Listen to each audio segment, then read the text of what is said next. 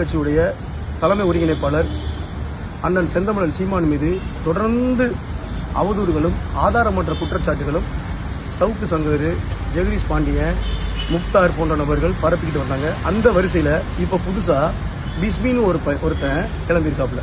அவர் தொடர்ச்சியாக 100 கோடி ரூபா பணம் வாங்கியிருக்காரு.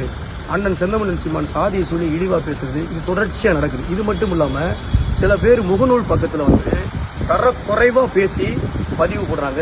தரமற்ற முறையில் கேலி, கிண்டல், நையடி, தனி மனித தாக்குதல் கொடுக்குறாங்க. இதெல்லாம் கலெக்ட் பண்ணி மாண்புமிகு ஐயா மதுரை மாநகர கமிஷனர் நாம் தமிழர் கட்சியுடைய வழக்கறிஞர் பாசறை சார்பாகவும், நாம் தமிழர் கட்சியுடைய மண்டல சார்பாகவும், மாநகர சார்பாகவும் இன்னைக்கு நாங்கள் மனு கொடுத்துருக்கோம். ஐயா கமிஷனர் அவர்கள் இது சம்பந்தமா கண்டிப்பா நாங்கள் நடவடிக்கை எடுப்போம் அப்படின்னு சொல்லியிருக்காங்க. விரைவில் நடவடிக்கை எடுப்பாங்க நாங்கள் நம்புறோம். ஒருவேளை இதே வாங்கி வச்சுக்கிட்டு, ஏன்னா நாங்கள் எவிடன்ஸ் கொடுத்துருக்கோம், லிங்க் கொடுத்துருக்கோம், பென்ட்ரைவ் கொடுத்துருக்கோம், போட்டோ ஆதாரம் கொடுத்துருக்கோம், இதே கிடப்புல போட்டு வச்சிருந்தாங்களுக்கு நாம் தமிழர் கட்சி சார்பா காவல்துறையை கண்டித்து கடுமையான ஒரு ஆர்ப்பாட்டத்தை நிச்சயமாக